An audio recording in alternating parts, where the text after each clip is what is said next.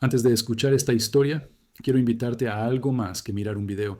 Si alguna vez confiaste en alguien de tu propia familia y te pagaron con traición, esta historia también es tuya. Déjame tu comentario, cuéntame si pasaste por algo parecido. Aquí, tus palabras importan. Suscríbete al canal, activa la campanita y acompáñame en este viaje de dolor, verdad y perdón. Porque a veces, el golpe más duro no viene del enemigo, sino de quien te llamó familia. El ruido de los golpes en la puerta me despertó de golpe, como si alguien hubiera arrancado el sueño de mi pecho. Eran las 5:40 de la mañana, aún oscuro, y mi primera reacción fue pensar que era algún vecino borracho o un error. Pero los golpes siguieron, más fuertes, más precisos.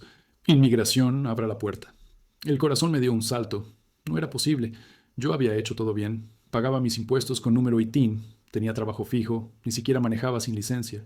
Me asomé por la ventana y vi la camioneta blanca estacionada frente a la casa, las luces girando sin sonido, y entonces lo vi. En la esquina, parado con los brazos cruzados y la mirada clavada en el suelo, estaba mi tío Manuel. No podía creerlo. Pensé que era una coincidencia, que solo estaba ahí por casualidad. Pero cuando los agentes me sacaron esposado, él levantó la cabeza y nuestros ojos se cruzaron. No dijo nada, no hizo un gesto, solo observó. En su cara no había odio ni remordimiento, solo una especie de cansancio, como si aquello fuera inevitable. ¿Conoce a ese hombre?, me preguntó uno de los agentes, señalándolo. No respondí. Sentí un nudo en la garganta. La misma persona que me había recibido en este país, que me había dado techo cuando llegué con una mochila y una foto arrugada de mi madre, era la que había marcado el número de Lice. La vecina de al lado abrió su puerta y me vio esposado. Intenté mantener la cabeza en alto, pero el peso de la vergüenza me doblaba. Los niños del vecindario miraban desde las ventanas. Uno de los agentes me tomó del brazo y me subió a la camioneta. Dentro olía a metal, a miedo y a pasado. A través del vidrio vi cómo mi tío se daba la vuelta y entraba a su casa, cerrando la puerta con calma. Esa imagen se quedó grabada en mi mente como una fotografía quemada. Me pregunté en qué momento se rompió todo. ¿Fue por el dinero? ¿Por alguna palabra mal dicha? ¿O simplemente porque este país nos cambia hasta lo que tenemos en la sangre? El trayecto hasta el centro de detención fue una eternidad. Recordaba sus palabras años atrás. Aquí nos cuidamos entre familia, sobrino. Nadie más lo hará por nosotros. Y ahora, esas mismas palabras se retorcían dentro de mí, como si el eco viniera de otra vida. Al llegar, me sentaron frente a un escritorio. Un agente leyó mis datos, mis años de residencia, mis antecedentes. Ninguno. Luego levantó la vista y dijo: recibimos una denuncia anónima, pero el número de contacto corresponde a un familiar directo. El aire se me fue de golpe. No necesitaba que dijera el nombre. Lo sabía. Mi tío. Mi sangre. Pasé las primeras horas mirando la pared, intentando entender cómo alguien puede borrar 20 años de historia con una sola llamada. Recordé la primera vez que lo vi después de cruzar la frontera. Él esperándome en el estacionamiento de un Walmart, con una sonrisa y 2 hamburguesas en la mano. Bienvenido a tu nueva vida, me dijo entonces. Nunca imaginé que algún día esa vida terminaría con su voz al otro lado de un teléfono, entregándome. Mientras la puerta de la celda se cerraba detrás de mí, una frase me rondaba la cabeza sin descanso. Todo por unos dólares. Y aunque en ese momento no sabía qué significaba exactamente, pronto lo descubriría. A veces pienso que los peores finales nacen de los comienzos más hermosos, porque cuando crucé la frontera hace 20 años, mi tío Manuel era todo lo que tenía. Tenía 23 años, una mochila de lona, un pasaporte falso y la promesa de una vida mejor. Él me esperaba del otro lado, en El Paso, con un abrazo fuerte y el olor a sudor y esperanza de quien también había empezado desde cero. Bienvenido, sobrino, me dijo en aquel estacionamiento polvoriento. Aquí nadie nos regala nada, pero si trabajas duro, este país te deja respirar. Me llevó a su casa, una traila pequeña, vieja, pero llena de vida, donde vivían su esposa y sus 2 hijos. Compartí el sofá con un perro flaco y dormí esa noche con una paz que no sentía desde que dejé México. Al día siguiente ya estaba trabajando con él en la construcción. Jornadas largas bajo el sol, 12 horas cargando cemento y madera, pero terminábamos el día riendo, tomando cerveza y hablando de sueños. Él decía que algún día abriríamos nuestro propio negocio, un taller o una tienda mexicana, algo que llevara nuestro apellido, para que sepan que los Aguilar también valen, me repetía. Durante los primeros años fue más que un tío, fue un padre. Me enseñó a manejar, a llenar formularios, a hablar con los gringos sin miedo. Si no fuera por él, no habría sobrevivido a esos primeros inviernos sin calefacción. A veces me daba dinero cuando no tenía ni para el autobús. Me decía: esto no es un préstamo, es apoyo de familia. Y yo me juré que algún día le devolvería cada centavo, aunque él nunca lo pidiera. Vivíamos juntos, comíamos juntos, trabajábamos juntos. Los domingos cocinábamos carne asada en el patio. Y entre risas, él contaba las historias de su juventud, de cómo cruzó el río, de cómo durmió bajo un puente los primeros meses. Uno aquí aprende a vivir con miedo, pero también con orgullo, decía. Y yo lo creía. Con el tiempo empecé a prosperar. Conseguí papeles falsos para trabajar mejor, logré alquilar un pequeño apartamento y ayudé a traer a mi madre desde Michoacán. Él fue quien la recibió en el aeropuerto, con flores en la mano. Recuerdo que esa noche, mientras cenábamos los tres, me dijo: «Esto es familia, sobrino. Por eso vale la pena tanto sacrificio». Durante más de una década fuimos inseparables. Juntos sobrevivimos a redadas, a despidos, a noches sin dormir. Compartimos las victorias más pequeñas, como cuando compramos nuestro primer carro usado o cuando pagamos nuestras primeras deudas. Él me trataba como a un hijo y yo lo admiraba como a un héroe. Pero los años traen cansancio, y el cansancio cambia los corazones. Poco a poco, los sueños que compartíamos empezaron a dividirnos. Cuando le propuse abrir un taller de mecánica, sonrió con emoción, pero sus ojos se oscurecieron al ver que el dinero inicial vendría de mis ahorros. Aún no lo sabía, pero esa diferencia marcaría el principio del fin. El sueño americano, ese que habíamos construido juntos, empezaba a torcerse. La familia ya no era un refugio, era un negocio donde cada gesto tenía un precio, y aunque yo seguía creyendo en él, en nosotros, algo invisible empezó a filtrarse entre los días. El veneno del dinero, el eco del orgullo, la sombra de la envidia. Nunca imaginé que el mismo hombre que me dio una cama y un plato caliente terminaría vendiéndome por unas monedas y un número de teléfono. Pero la verdad es que en este país los sueños también se desgastan, y cuando el hambre aprieta, hasta el amor de familia puede ponerse en venta. Y así, sin saberlo, el sueño americano que habíamos compartido empezó a preparar el escenario de mi ruina. Los primeros años fueron una mezcla de hambre, orgullo y cansancio. Trabajábamos en obras de construcción desde el amanecer hasta que el cielo se volvía violeta. El polvo del cemento se nos pegaba a la piel como si también quisiera quedarse en este país. Mi tío y yo éramos un equipo. Él cortaba las maderas, yo cargaba los sacos, y entre los dos levantábamos casas que nunca serían nuestras. Dormíamos poco, comíamos lo justo, pero cada viernes era una pequeña celebración. Contábamos los billetes sobre la mesa de la cocina, con las manos sucias y los ojos llenos de esperanza. Cada dólar que ganamos aquí vale por 10 en México, me decía Manuel mientras guardaba su parte en un sobre. Esto, sobrino, es lo que nos va a sacar adelante. Y tenía razón. Con el tiempo empezamos a enviar dinero a la familia. Yo mandaba 200 cada quincena a mi madre en Michoacán. Él mandaba a su esposa, que se había quedado en Zacatecas con los niños. A veces bromeábamos diciendo que éramos los bancos de nuestras familias. Pero, en el fondo, sabíamos que ese dinero no era solo ayuda, era una forma de mantener viva la promesa de regresar algún día. En 2005 conseguí mi primer carro, una camioneta Ford del 96, que apenas arrancaba. Pero para mí era libertad. La usábamos para ir a los trabajos y para buscar nuevas oportunidades. Recuerdo que una noche, mientras manejábamos de regreso a casa, le dije: «Tío, algún día vamos a tener nuestro propio negocio, no más jefes gritándonos». Él rió, me dio una palmada en el hombro y respondió: «Eso, sobrino, se logra con tiempo y con confianza». La confianza, esa palabra que entonces significaba tanto y que después se volvería un cuchillo. Los años pasaron y el trabajo creció. Empezamos a hacer reparaciones por cuenta propia, pequeños contratos de pintura, de techos, de remodelaciones. Poco a poco, la gente del vecindario empezó a conocernos. Los Aguilar nos llamaban. Y cada vez que escuchaba ese apellido, me sentía orgulloso. Hubo un tiempo en que todo parecía funcionar. Rentamos una bodega pequeña, compramos herramientas, pusimos un cartel improvisado: Aguilar Brothers Repair. No éramos hermanos, pero así lo sentíamos. Trabajábamos duro, pero había alegría. Recuerdo las carcajadas mientras almorzábamos tacos de frijoles sentados en el suelo, riendo de cualquier cosa. En esos momentos, el futuro parecía claro, pero nada en este país es eterno.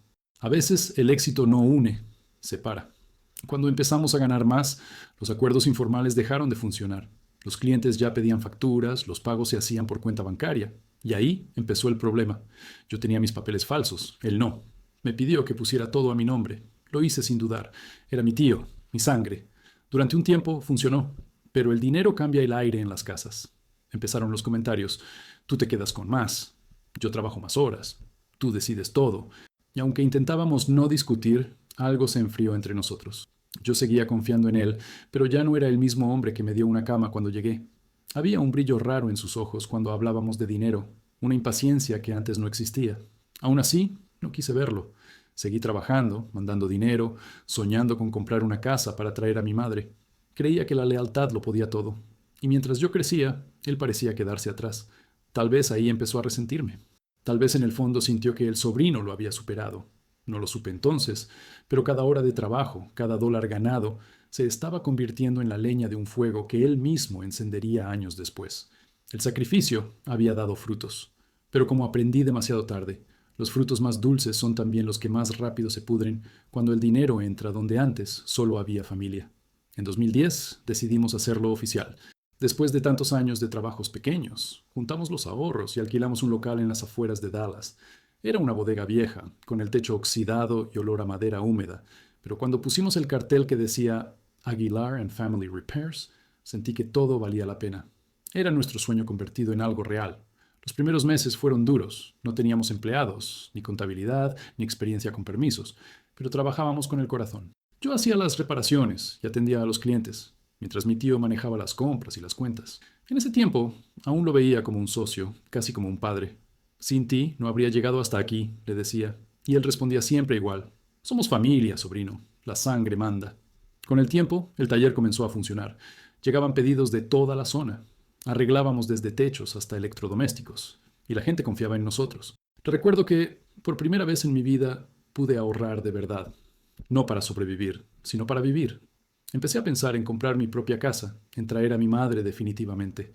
Fue entonces cuando algo cambió en la mirada de mi tío. Lo noté en pequeños gestos. Ya no me decía sobrino, sino José. Ya no hablaba de nuestro negocio, sino de su taller. Empezó a quedarse con parte del dinero de los trabajos y a justificarlo diciendo que él tenía más experiencia. Al principio no quise verlo como un problema. Pensé que era estrés, que los años pesan, pero los números no mentían. Cada semana había menos dinero en la cuenta y más excusas. Una tarde, revisando las facturas, descubrí que había retirado $1,500 del fondo común sin avisarme. Le pregunté y su respuesta fue una risa seca. ¿Ahora me vas a auditar? ¿Qué te crees, gringo? No respondí. Sabía que discutir solo lo haría peor, pero algo dentro de mí se quebró. Por primera vez dudé de él. A pesar de todo, seguí adelante. No quería perder lo que habíamos construido. Los clientes hablaban bien de nosotros. Las reseñas crecían, incluso nos ofrecieron un contrato grande con una empresa local. Fue el trabajo más importante de nuestra historia. Pero cuando llegó el cheque, el dinero nunca apareció. Él dijo que la empresa no había pagado, pero semanas después su esposa apareció con un auto nuevo. Esa noche lo enfrenté. La discusión fue tan violenta que los vecinos llamaron a la policía. Gritamos cosas que nunca se pueden borrar. Él me lanzó las llaves del taller al pecho y dijo: «Tú no estarías aquí si no fuera por mí. No te olvides quién te trajo».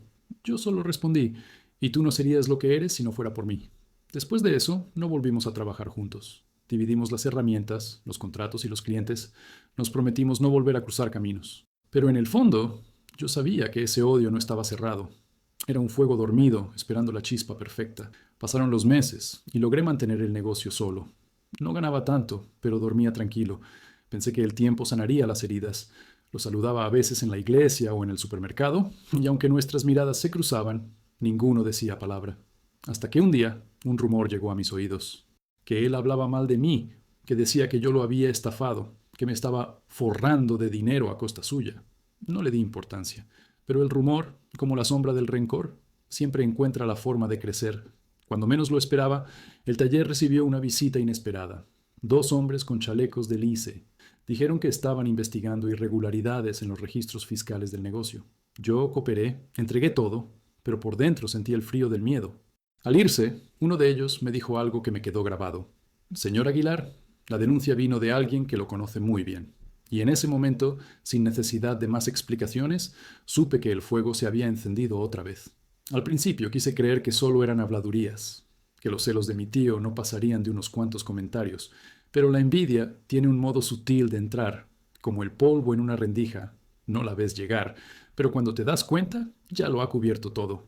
Después de la separación del negocio, empecé a crecer lentamente. No era rico, pero tenía estabilidad. Conseguí nuevos clientes, amplié el taller y hasta contraté a 2 ayudantes. Me sentía orgulloso. A veces, en las tardes, veía pasar el viejo camión de mi tío frente al local. No se detenía, pero siempre miraba hacia adentro.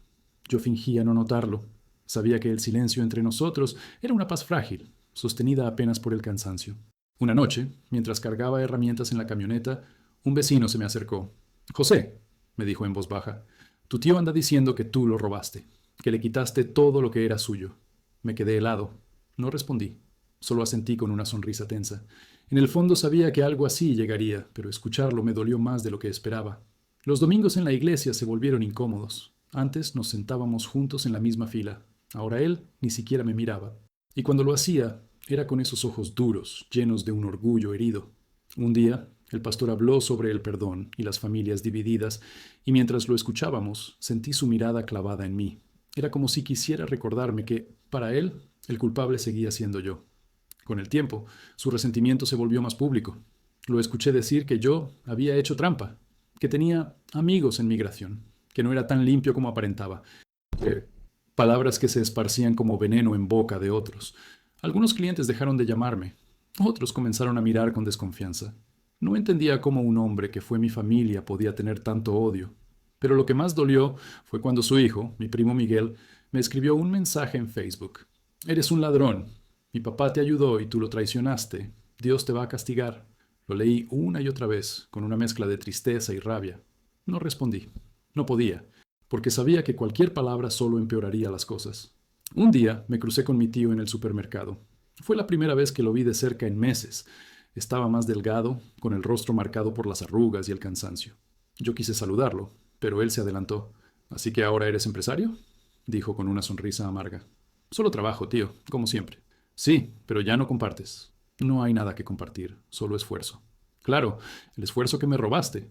Sus palabras me golpearon más que cualquier puñetazo. No respondí. Pagó sus cosas, me miró con desprecio y se fue. En ese instante supe que algo dentro de él se había podrido del todo. Ya no era mi familia, era mi enemigo. Los días siguientes me dejaron inquieto. Comencé a notar un auto estacionado frente al taller a diferentes horas, gente preguntando cosas raras, llamadas silenciosas en la madrugada. No quise pensar lo peor, pero el presentimiento estaba ahí, mordiéndome los nervios. Hasta que una noche, mientras limpiaba el taller, encontré un sobre bajo la puerta. Adentro, una nota escrita a mano. Tarde o temprano, todo se paga. Me quedé sentado, mirando esas palabras como si fueran un presagio.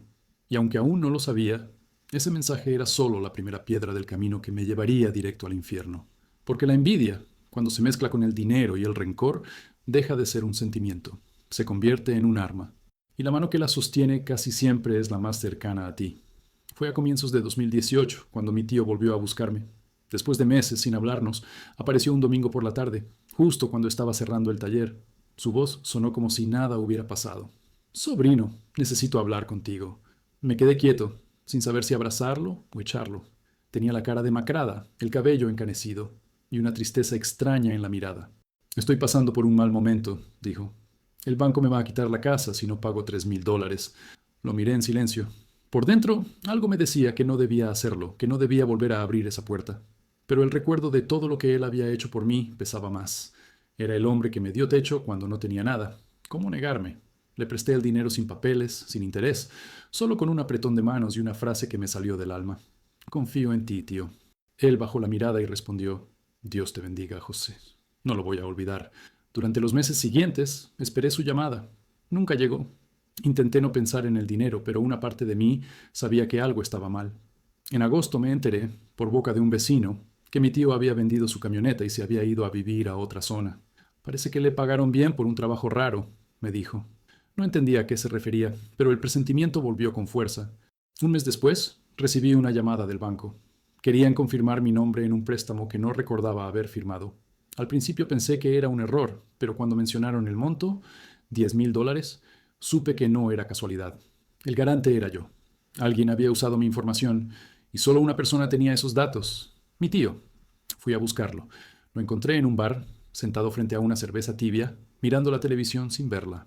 Cuando le pregunté si había usado mi nombre, no lo negó. Solo necesitaba tiempo, dijo.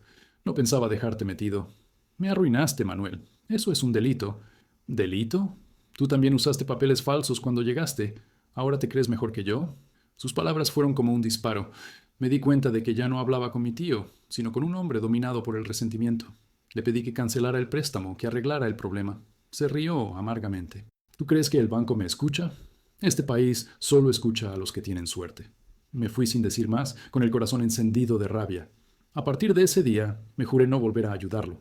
Pero el daño ya estaba hecho. Semanas después, el banco comenzó a descontarme dinero del taller. Perdí contratos, clientes y hasta tuve que vender la camioneta para cubrir parte de la deuda. Y como si eso no fuera suficiente, comenzaron los rumores. Que yo lavaba dinero, que tenía negocios con papeles falsos. Algunos clientes empezaron a alejarse. Un día, una carta oficial llegó al taller, notificación de auditoría. Había una denuncia anónima sobre actividades sospechosas. Yo ya no tenía dudas. Solo una persona conocía mis movimientos, mis cuentas, mis miedos.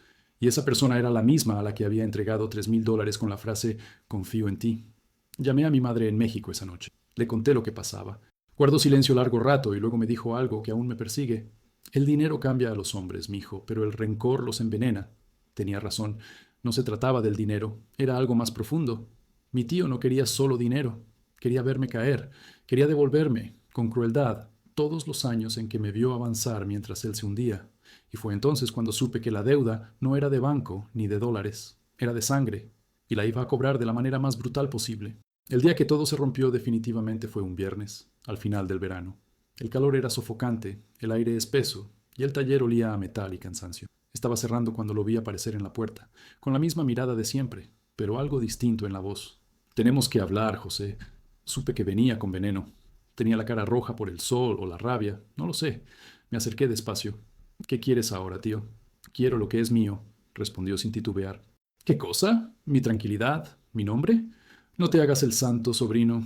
Este negocio era de los dos. Tú te lo quedaste todo». Le pedí que bajara la voz, que habláramos como familia. Pero la palabra familia ya no significaba nada. Me gritó que yo le debía su vida, que lo había humillado, que yo creía ser mejor que él porque tenía más clientes, más respeto, más dinero. Tú te olvidaste de quién te trajo a este país. Entonces lo dije, sin pensarlo. Y tú te olvidaste de quién te ayudó a levantarte cuando estabas en el suelo. El silencio que siguió fue denso, eléctrico. Lo vi apretar los puños, temblando de furia. Pensé que me golpearía. En cambio, escupió al suelo, me señaló con el dedo y dijo: «Te juro por lo que más quieras que vas a pagar todo lo que me hiciste». Aquí nadie se burla de Manuel Aguilar. Esa fue la última vez que lo vi con vida en mis recuerdos de hombre libre. Porque después de ese día, mi nombre empezó a pudrirse en boca de los demás. Al principio fueron rumores, que yo lo había estafado, que le robé el negocio, que lo había denunciado a migración para quedarme con los contratos. Palabras que corren rápido entre quienes necesitan un culpable para sus frustraciones. Los amigos de él me dejaron de hablar. Algunos clientes comenzaron a cancelar trabajos. No entendía cómo alguien podía destruir 20 años de respeto con unas cuantas mentiras. Mi madre me llamó desde México llorando. «Tu tío dice que le hiciste daño». «¿Qué está pasando, mijo?» No supe qué responder. No quise que ella se enterara de todo. «Nada, mamá. Solo chismes». Pero por dentro, el miedo crecía como una sombra. Sabía que él no se detendría. Una noche, saliendo del taller, encontré el parabrisas de mi camioneta roto. En el suelo, una nota arrugada con letras torcidas. «Te lo dije, todo se paga». No había firma, pero no la necesitaba. Sentí un frío en el estómago, una mezcla de tristeza y rabia. Ya no era una pelea entre familia. Era una guerra. Fui a su casa unos días después, decidido a terminar con todo. Toqué la puerta y su esposa me abrió con los ojos hinchados de llorar. «No deberías estar aquí», me dijo. «Él no está bien. Piensa que tú lo arruinaste». «Solo quiero hablar», insistí. «José no entiende razones. Lo perdió todo. Y te culpa a ti». Me fui sin verlo, pero en el fondo supe que algo estaba por venir. Pasaron semanas de silencio, hasta que una mañana recibí una llamada anónima. Una voz de hombre, firme, sin acento, me dijo: «Señor Aguilar, lo estamos investigando. Es mejor que coopere». Colgué de inmediato. Minutos después, otra llamada. «Hice. Necesitamos confirmar su dirección». Se me heló la sangre. Salí corriendo al patio sin saber qué hacer. El aire me pesaba, el corazón me retumbaba en el pecho. Fue en ese instante, bajo el sol ardiente de Texas, que entendí lo que había hecho. Mi tío había hecho su jugada final. Me senté en el suelo y empecé a reír sin fuerzas, una risa amarga, rota, que se mezclaba con lágrimas, porque la promesa que me hizo aquella tarde, «te haré pagar», estaba cumpliéndose palabra por palabra. No lo hizo con un golpe, no lo hizo con un arma, lo hizo con una llamada, la llamada que borró mi nombre, mi trabajo y mi libertad, y todo, todo por unos malditos $. La mañana en que llegaron los agentes fue idéntica a cualquier otra. Y quizá eso fue lo más cruel. El sol apenas despuntaba, el olor a café llenaba la cocina, y yo estaba limpiando las herramientas del taller mientras la radio sonaba bajito, con noticias que no escuchaba. Fue entonces cuando oí el ruido de motores afuera. 2 camionetas blancas, vidrios polarizados, estacionadas frente a mi casa. No tuve tiempo de pensar. Tocaron 3 veces, fuerte, con ese ritmo que ya conocía de historias ajenas, de los rumores que circulaban entre los vecinos. Ice, abra la puerta. La voz era firme, sin enojo, sin compasión. Mi corazón empezó a latir como si quisiera escapar antes que yo. Abrí despacio, con las manos visibles. Señor José Aguilar, asentí, intentando mantener la calma. Tenemos una orden de detención por investigación de fraude migratorio y documentos falsificados. No entendía. Todo lo que tenía estaba en regla, al menos lo que yo podía permitir. Traté de explicarlo, pero uno de los agentes ya estaba revisando el interior, y entonces vi, desde la ventana del pasillo, algo que me paralizó. Mi tío Manuel estaba parado en la acera de enfrente. Tenía una gorra vieja, los brazos cruzados y una mirada fría, fija en mí. Al principio pensé que era un fantasma, pero no, era él. El mismo hombre que me enseñó a trabajar, que me abrazó al cruzar la frontera, el que me llamó hijo más de una vez. Estaba ahí mirando cómo me esposaban, sin mover un músculo. ¿Sabe quién podría haber hecho esta denuncia? Preguntó uno de los agentes mientras revisaba mis papeles. Lo miré sin responder. No podía pronunciar su nombre. Me subieron a la camioneta y justo antes de cerrar la puerta, él levantó la cabeza. Por un segundo, nuestras miradas se encontraron. No había rabia en la suya. Había algo peor, indiferencia. Durante el trayecto al centro de detención, las imágenes se mezclaban en mi mente como fragmentos rotos. La carne asada en el patio, las risas, el primer pago del taller, la promesa de cuidarnos. Todo eso se disolvía bajo el sonido metálico de las esposas chocando contra el asiento. En la sala de interrogatorio me mostraron un documento. Era la denuncia. En la parte inferior, un número de teléfono y un nombre: Manuel Aguilar. El oficial lo dijo sin pestañear. Fue su tío quien inició el reporte. Dijo que usted usaba papeles falsos y tenía empleados ilegales bajo su nombre. Sentí que me arrancaban el aire. No supe si llorar o reír. Pensé en preguntarle a la gente si creía en Dios, si alguna vez había visto cómo una familia se destruye por tan poco. Pero me quedé callado. El silencio dolía menos que cualquier palabra. Esa noche, en la celda, recordé cada momento con él. Cómo me enseñó a usar una herramienta. Cómo se reía cuando me salía mal.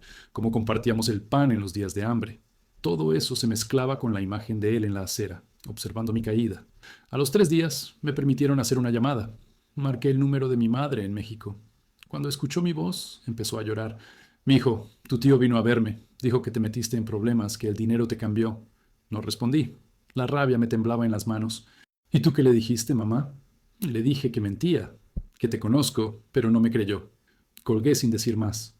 En el silencio del pabellón, los demás detenidos dormían. Yo no. Me quedé mirando el techo, repitiendo su nombre una y otra vez hasta que dejó de tener sentido. A veces, cuando el dolor es demasiado grande, la mente se protege olvidando. Pero yo no podía olvidar, porque cada recuerdo con él era un clavo más en la cruz que él mismo me construyó. No lo hizo por odio, lo hizo por algo peor, por dinero. Y mientras el ventilador zumbaba en la oscuridad, entendí que la traición más profunda no viene de quien te odia, sino de quien alguna vez te quiso tanto, que aprendió cómo herirte sin fallar. Pasaron casi 3 semanas en el centro de detención. 3 semanas que se sintieron como años, medidos por los gritos en los pasillos, las luces que nunca se apagaban y el olor metálico de la comida que apenas podía tragar. Cada vez que escuchaba mi nombre en la lista del recuento, me preguntaba si ese sería el día en que me enviarían de vuelta a México, pero el día no llegaba. Parecía que algo en mi expediente no terminaba de cuadrar. Una tarde, un guardia se acercó a mi celda y me dijo: «Aguilar, su abogado quiere verlo». No recordaba haber contratado a ninguno, pero lo seguí.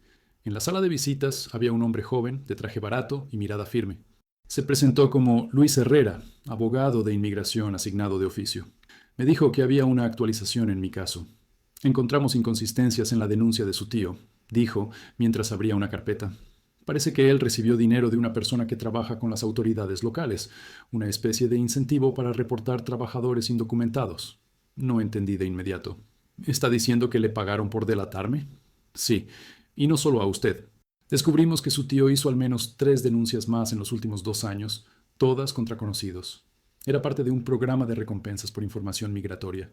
Me quedé sin aire. Me había vendido. Mi propio tío había cambiado 20 años de historia por unos billetes. El abogado me mostró otro documento. Lo más grave es que él también estaba siendo investigado por fraude bancario. Creemos que presentó la denuncia contra usted para desviar la atención. Es una práctica común: delatar a alguien cercano para limpiar su propio nombre. Sentí que el suelo se desmoronaba. No solo había destruido mi vida, lo había hecho para salvar la suya. Días después, llegó la audiencia. El juez repasó el caso con tono cansado, como quien ya ha visto demasiadas tragedias. El abogado Herrera presentó la evidencia, las transferencias, las denuncias previas, los testimonios. El juez frunció el ceño. Parece que hay un patrón de manipulación, dijo. Revisaremos el caso antes de tomar una decisión definitiva. Mientras el abogado hablaba, yo solo pensaba en él, en mi tío Manuel, en cómo había pasado de ser mi guía a ser mi verdugo. Quise odiarlo, pero algo dentro de mí no podía. Recordaba los días en que compartíamos un plato de frijoles, los inviernos donde me prestó su abrigo, las veces que dijo que yo era su orgullo.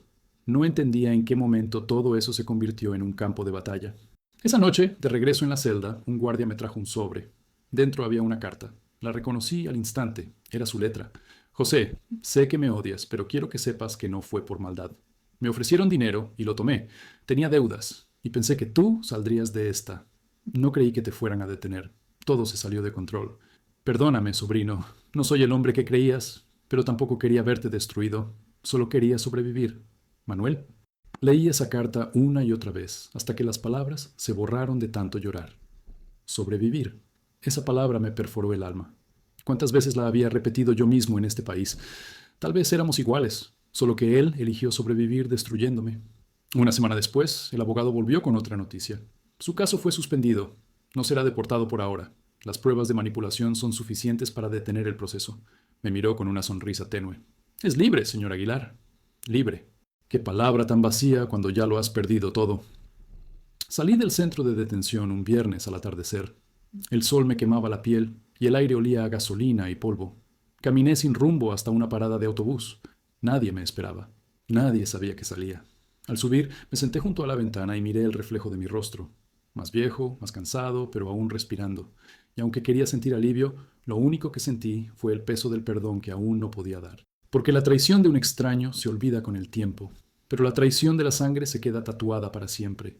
Han pasado 2 años desde aquella carta, y todavía me despierto algunas noches con el sonido de los golpes en la puerta. Me toma unos segundos recordar que ya no estoy en esa celda, que las paredes grises quedaron atrás, pero hay prisiones que uno se lleva adentro, y la mía tiene el rostro de mi tío Manuel.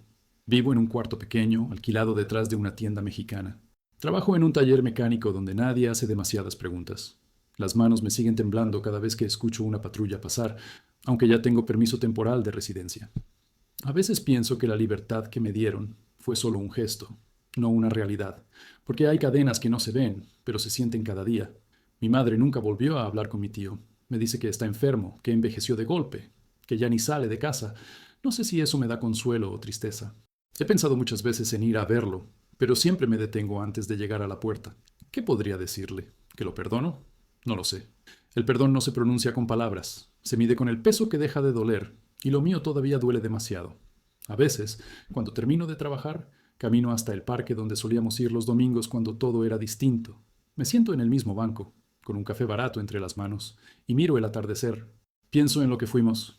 2 hombres que cruzaron una frontera creyendo que el sacrificio nos haría invencibles. No sabíamos que el verdadero enemigo no era la pobreza ni el miedo, sino el orgullo.